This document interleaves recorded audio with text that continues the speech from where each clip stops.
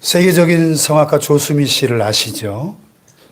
그 조수미 씨의 어머니인 김말순 여사의 감동적인 이야기가 있습니다. 김말순 여사님이 그 치매로 기억을 잃어가면서도 끝까지 놓지 않았던 기록이 하나 있는데 바로 딸의 공연 일정과 또 딸이 보내준 편지들이었다고 합니다.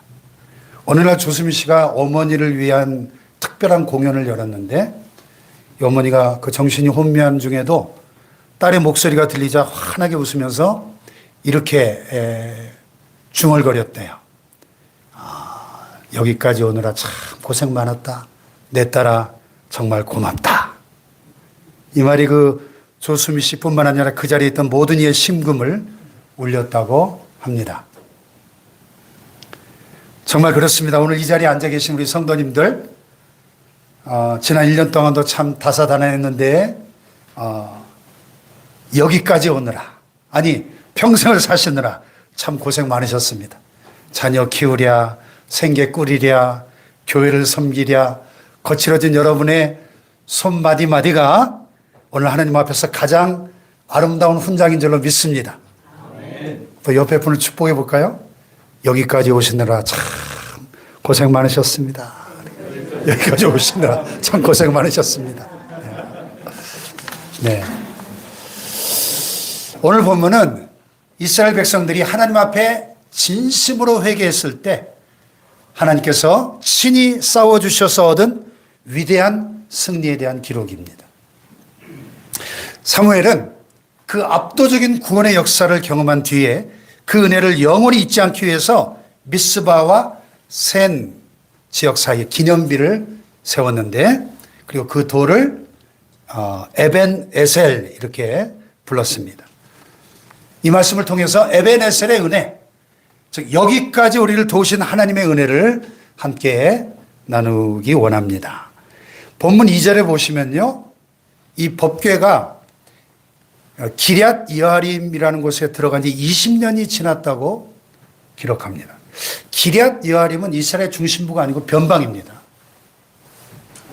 왜 하나님의 임재를 상징하는 그 귀중한 법궤를 나라의 중심이 아니고 그 변방인 기럇 여아림에 그것도 20년씩이나 방치했을까? 그 이면에 이스라엘의 이 뼈아픈 실패와 치욕의 역사가 숨어 있습니다.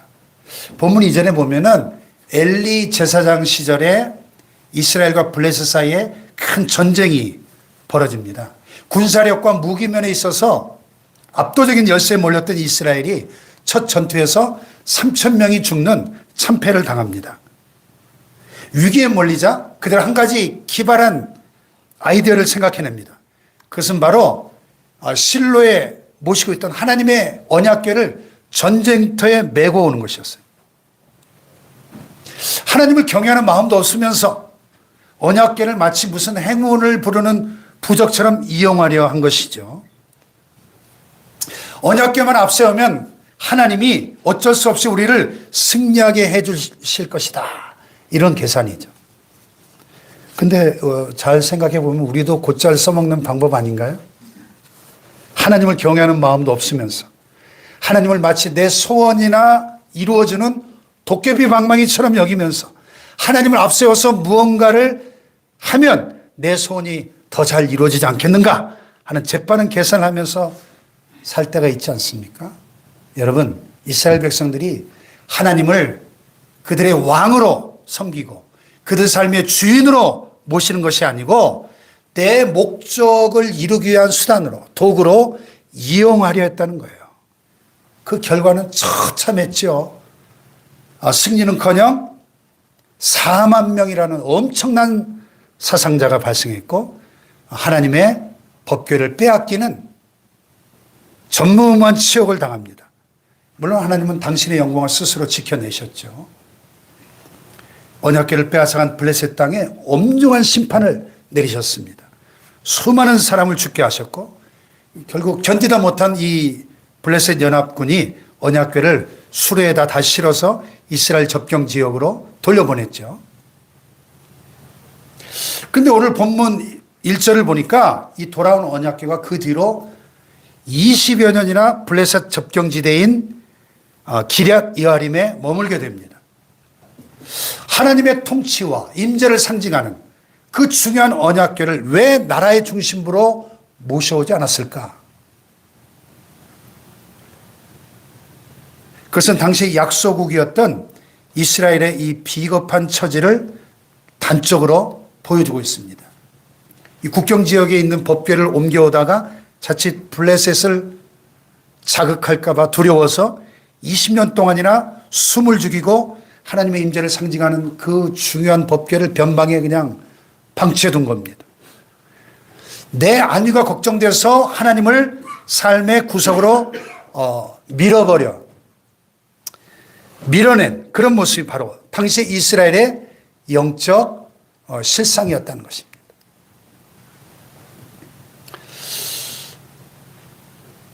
예, 20년이라고 하는 그 긴 세월을 하나님을 삶의 구석으로 밀어버린 그 모습이 이 변방에 머물러 있는 이 법궤가 상징적으로 보여줬다는 거죠. 하지만 하나님 그 20년이라고 하는 시간을 기다림의 시간으로 삼으셨습니다. 이스라엘 백성들이 블레셋의 압제 밑에 신음하면서 우리가 하나님 없이는 한순간도 살 수가 없구나 라고 하는 처절한 영적 갈증을 느끼기까지 기다려 주신 거예요. 마침내 2절 하반절에 보면은 이스라엘 온 족속이 여호와를 사모하며 울부짖기 시작합니다. 사랑하는 성도 여러분, 혹시 여러분의 인생 가운데도 하나님을 내 삶의 변두리에 모셔둔 채 숨죽여 살던 20년이 있지는 않았습니까? 내 편안함 때문에, 내 자존심 때문에 하나님을 내 마음의 중심에서 밀어내지는 않으셨습니까? 그러나 기억하십시오. 그 시간은 하나님이 침묵하신 시간이 아니고 우리가 전심으로 하나님만을 갈망하도록 우리를 빚어가시는 은혜의 숙성 기간이었습니다. 이제 그 변방에 방치해둔 하나님을 여러분의 인생 보좌 한복판으로 모셔드리는 진정한 회복이 있기를 축복합니다. 아멘. 그 20년은 하나님이 능력이 없어서 숨어 계신 시간이 아니었습니다. 이스라엘 백성들로 하여금 우리가 하나님이 없이는 살 수가 없구나 하는 처절한 영적 갈증을 느낄 때까지 기다려주신 시간이었다는 것입니다. 그 오늘 본문 2절에 이스라엘 온 족속이 여호와를 사모하니라 할 때 이 사모하다는 히브리어 나하라는 말은 비탄하며 슬피 울부짖다 이런 뜻입니다. 여러분 혹시 여러분 인생 가운데도 법궤를 잃어버린 것 같은 캄캄한 20년이 있었습니까? 자녀 문제로, 경제적 고통으로, 때로는 질병의 고난 속에 하나님을 간절히 찾았지만 아무런 응답이 없었던 기나긴 세월 말이죠. 그러나 기억하십시다. 그 시간은 하나님이 침묵하신 시간이 아니라 우리의 마음속에서 이방신들을 몰아내고 오직 하나님만을 왕으로 모시도록 기다리신 은혜의 숙성 기간이었다 하는 것입니다. 아멘. 이 간절함의 끝에서 사무엘은 3절에 선포합니다. 만일 너희가 전심으로 여호와께 돌아오려거든 이방신들과 아스타롯을 너희 중에서 제거하고 너희 마음을 여호와께로 향하여 그만을 섬기라. 아멘. 오늘 이 아침에 변방에 방치되었던 우리 인생의 법궤를 우리 마음 중심에 다시 모셔드리는 회복이 있기를 축원합니다. 캄캄한 인생의 밤을 지날 때 우리가 가장 먼저 해야 할 일이 뭔가? 2절에 보면 이스라엘 온 족속이 여호와를 사모하니라 그랬어요. 한번 따라해 봅시다. 이스라엘 온 족속이 여호와를 사모하니라. 그런데요, 우리말이 사모했다는 표현이 원문의 느낌을 다 담아내지 못하는 아쉬움이 있어요. 원문을 직역하면요, 이스라엘 백성들이 하나님의 뒤에서 울부짖었다. 뒤에서. 그런 뜻이에요. 느낌이 다르잖아요. 여호와를 사모했다. 하나님의 뒤에서 울부짖었다. 이것은 당시 이스라엘이 처했던 두 가지 상황을 보여주는데요. 첫째는 이 블레셋의 압제가 너무나 고통스러웠다는 거예요. 전쟁의 공포는 물론이고 농사만 지었다 하면 다 빼앗아가는 그 수탈과 착취 아래 신음했다는 뜻이고요. 두 번째는 그런데도 이스라엘이 여전히 하나님 앞에 나오지 않았다는 거예요. 하나님이 뒤에 숨어서 하나님 등을 보면서 자기 처지만 한탄하고 애통해하고 있었다, 그런 말입니다. 괴로움 때문에 마음은 동요했는데 아직 하나님께로 완전히 돌아오지 않은 상태였다는 거예요. 그래서 사무엘이 3절에서 단호하게 외친 겁니다. 만일 너희가 전심으로 여호와께 돌아오려거든 이방 신들과 아스타롯을 너희 중에서 제거하라. 아멘. 인생의 모든 비극은 하나님을 떠난 데서부터 비롯된 것입니다. 이스라엘이 블레셋의 소나기에서 벗어나 보려고 그동안 얼마나 힘쓰고 애썼겠습니까? 언약궤를 뺏겼던 그 참담한 전투도 사실은 자기들의 힘과 수단과 방법으로 이겨보려고 몸부림치다가 당한 비극이었습니다. 오늘 많은 사람들이 인생의 문제들에 대해서 답을 찾아보려고 여기저기 헤매고 기웃거려 보지만 결국 돌아오는 것은 실망과 공허뿐입니다. 세상에서 이거다 싶은 걸 찾으셨습니까? 조금만 지나보세요. 신문이 나거나 CD 쓴 배신의 잔을 들게 될 것입니다. 하나님 뒤에서 신세를 한탄할 것이 아니라 하나님 앞으로 나아갈 때 문제가 해결될 줄로 믿습니다. 그런데 하나님께 나아갈 때 전제 조건이 하나 있어요. 바로 우상을 제거하는 것입니다. 만일 너희가 전심으로 여호와께 돌아오려거든 이방 신들과 아스타롯을 너희 중에서 제거하고 너희 마음을 여호와께로 향하여 그분만을 섬기라는 겁니다. 아멘. 현대판 우상들이 있죠. 그 우상을 버리라고 하나님 말씀하시는 거예요. 너희가 나를 너희 등 뒤에 버렸다는 겁니다. 너를 위하여 다른 신을 만들고 우상을 부어 만들어 나의 노를 격발하였다. 이렇게 성경은 말씀하고 있습니다. 여러분, 우상이 뭐예요? 우상의 본질은요, 자기 자신을 위하여 만든 신입니다. 자기 자신을 위하여. 인간의 부패한 본성은 자기 행복과 만족을 위해서 종교를 이용하려고 하죠. 이 가나안의 우상 종교들, 바알과 아스다롯, 아세라 신은요, 풍요와 다산의 신이에요. 영적 호기심을 채워줄 미끼를 던집니다. 얼마나 그것이 이 이스라엘 백성들의 안에 있는 부패한 본성을 자극해서 그들에게 매력적으로 보였는지 몰라요. 이 가나안 종교가. 오늘날도 마찬가지예요. 많은 사람들이 교회를 다니면서도 점집을 쫓아다니고 이단에 빠지고 신비주의에 열광하는 거, 이 다 그런 종류인 거예요. 가나안 우상 종교인 거예요. 하나님은 오늘 우리에게 그런 영계의 신비한 맛을 주지 않으십니다. 그 대신에 이 성경 말씀을 통해서 깨닫고 인격과 행동으로 책임감을 느끼고 따르라고 말씀하십니다. 아멘. 골로새 3장 5절에 보면 탐심은 곧 우상숭배다 그랬어요. 따라해 봅시다. 탐심은 곧 우상숭배니라. 내 안에 죄악된 본성을 따라서 세상의 쾌락과 재미를 탐닉하고 세상의 성공에 눈이 멀어가는 것, 그것이 곧 우상숭배라는 것입니다. 가나안의 신은 풍요와 다산의 신이에요. 거룩하게 살 필요도 없습니다. 그래서 내 욕심껏 복을 빌기만 하면 돼요. 얼마나 매력적입니까, 여러분? 그러나 여러분, 우리는 나 자신의 행복을 위해 하나님을 믿는 사람들이 아니고 하나님의 영광을 위해서 지음받은 피조물임을 기억하십시오. 우리의 아버지신 하나님만 전심으로 섬길 때 비로소 우리의 삶은 가장 완벽한 평화와 안식과 행복과 만족을 누리게 될 줄로 믿습니다. 오늘 이 시간에 나의 만족과 유익을 위해서 하나님을 이용하려고 했던 마음들, 하나님을 내 등 뒤에 버려두었던 그 우상의 마음들을 미스바 광장에 다 쏟아버리시기를 축복합니다. 그것이 회개죠. 진정한 회개. 그래서 이스라엘 온 백성들이 미스바에 모여서 심령 부흥회를 한다는 소식을 듣고 블레셋이 군대를 일으킵니다.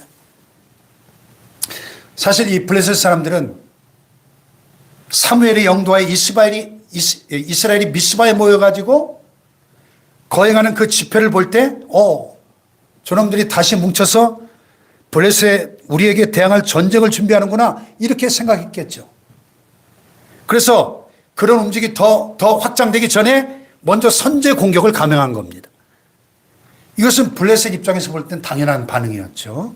오랫동안 블레셋의 이 정치적 영향력 아래 있던 이스라엘이 이방 신상들을 다 제거하고 민족 신앙을 고취시키는 거국적인 이 부흥 집회를 개최한다는 것은 곧 블레셋의 압제로부터 정치적으로 종교적으로 자유와 독립을 선언하는 명백한 도전행위로 본 것이죠.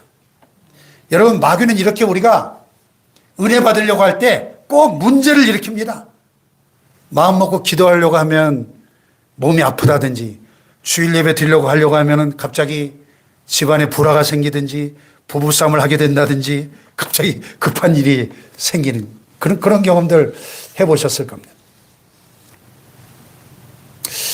이 블레셋의 침공에 직면한 이스라엘 백성들이 두려움에 떨었는데요.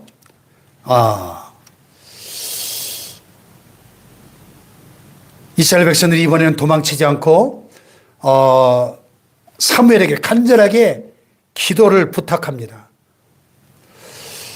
자, 8절을 같이 읽어봅시다. 시작.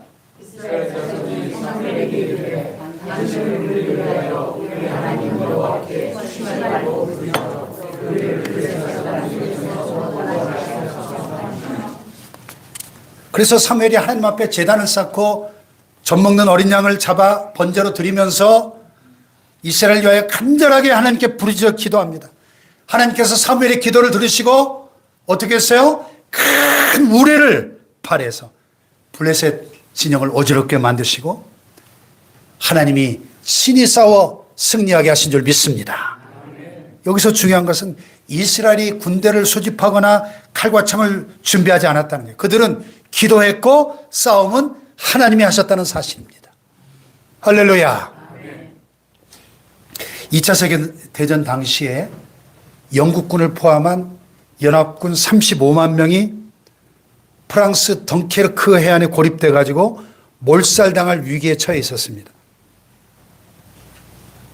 독일 기갑부대가 코앞까지 들이닥쳐 있는 아주 절체절명의 순간이었습니다. 이때 영국의 조지 6세 국왕이 전 국민에게 기도의 날을 선포합니다.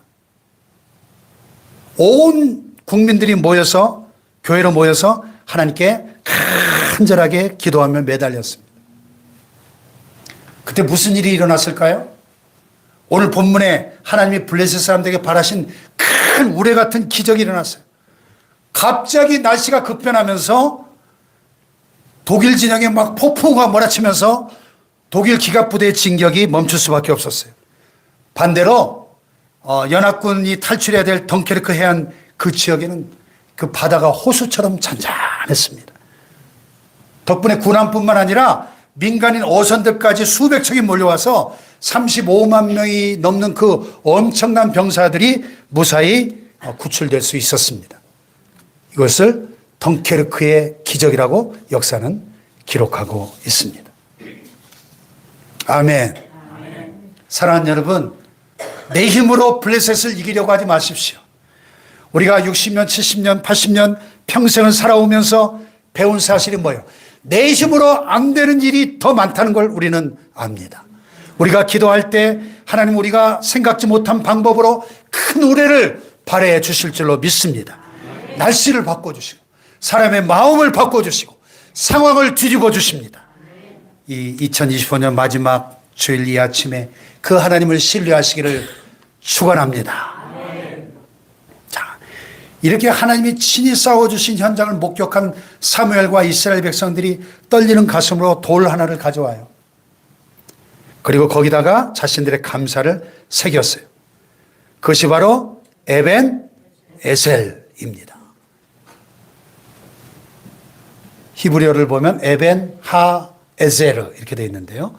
오늘 말씀의 핵심인 12절에 보면 사무엘이 돌을 취하여 미스바와 센 사이에 세워 이르되 여호와께서 여기까지 우리를 도우셨다 하고 그 이름을 에벤 에셀이라 하니 그랬어요. 한번 따라해 봅시다. 여호와께서 여기까지 우리를 도우셨다. 아멘. 그래서 도움의 돌, 에벤 에셀, stone of help, 도움의 돌이라는 뜻이에요. 여기까지 우리를 도우셨다. 이 여기까지라는 말에 두 가지 의미가 있는데요. 첫째는 공간적인 의미로 적들이 들이닥쳤던 바로 그 전쟁터 한복판까지 하나님이 찾아오셨다는 뜻이고요. 두 번째는 시간적인 의미로 과거부터 지금까지 그리고 앞으로도 도우실 것이라는 뜻입니다. 할렐루야. 어제도 도우셨고 오늘도 돕고 계시고 내일도 도우실 것이다. 그런 뜻이에요. 할렐루야. 미국의 여류 찬송가 작사가 파니 제인 크로스비 여사의 간증입니다. 이 파니 제인 크로스비 여사는 생후 6개월 만에 시력을 잃었고요. 평생을 앞을 보지 못하는 고통 속에 살았지만은 95세를 일기로 세상을 떠날 때까지 무려 8,000곡 이상의 찬송을 썼습니다. 누군가가 여사님 보이지 않는 삶이 원망스럽지 않습니까? 물었어요. 그때 그녀가 이렇게 대답을 했다고 합니다. 내가 눈을 떴을 때 가장 먼저 보는 얼굴이 주님의 얼굴일 텐데 그게 얼마나 설레는 일인가요? 내 인생은 매 순간 여기까지 도우신 에벤에셀의 연속이었습니다. 아멘. 우리가 잘 아는 찬송 중에 나의 갈 길 다가도록 예수 인도하시니 이 찬송을 이분이 썼는데요. 바로 그 고백의 산물입니다. 그녀의 인생이 바로 이 에벤에셀의 산 증인이었습니다. 한 번은 이 그녀에게 당장 급히 써야 될 $5가 없어서 간절히 기도하던 때가 있었어요. 에이, 겨우 $5? 이렇게 생각하실지 모르지만은 당시 화폐 가치와 생활 물가와 현금 유동성을 고려할 때 $5는 당시에 혼자 사는 여성이 한 달 가까이 식비와 기본 생활비를 해결할 수 있는 거금이었다고 합니다. 그 $5가 지금 당장 필요한데 앞을 보지 못하는 그녀가 할 수 있는 일은 오직 기도밖에 없었겠죠. 근데 기도를 마치자마자 한 낯선 사람이 그녀의 띵동 지폐를 눌렀어요. 자기가 누군지도 밝히지 않은 채 그녀의 손에 뭔가를 딱 쥐어주고 떠나갔는데 나중에 확인해 보니까 그것은 정확히 그녀가 필요로 했던 $5였습니다. 할렐루야. 그래서 그 돈을 손에 쥐고 무릎을 꿇었습니다. 하나님, 저의 앞길을 이토록 세밀하게 인도하고 계셨군요.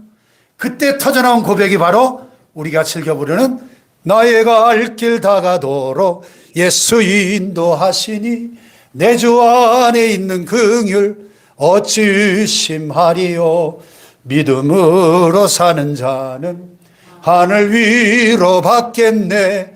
무슨 일을 만나든지 만사형통하리라. 무슨 일을 만나든지 만사형통하리라. 할렐루야. 사랑하는 여러분, 오늘 여러분의 굽은 등과 그 손에 박힌 굳은 살은 하나님이 여기까지 여러분을 업고 오신 에벤에셀의 증거인 줄로 믿습니다. 말씀을 맺겠습니다. 오늘 올해 마지막 주일 여러분 마음속에 에벤에셀의 돌을 세우시기를 축복합니다. 하나님은 우리에게 말씀하십니다. 사랑하는 아들아, 내 딸아, 네가 아플 때도 내가 거기 있었고 네가 외로울 때도 내가 너를 안고 있었다. 하나님은 어제까지 우리를 도우시고 오늘 모른 척 하시는 그런 분이 아니십니다. 오늘도 함께 하시고 돕고 계십니다. 여기까지 도우신 그 하나님이 반드시 여호와의 이래로 2026년 새해를 예배하고 계신 줄로 믿습니다. 그래서 평생을 지켜주신 신실하신 그 하나님을 찬양하시고 당당하게 새해를 맞이하시기를 주님의 이름으로 축원합니다. 축원합니다. 일어나십시다. 오늘 말씀을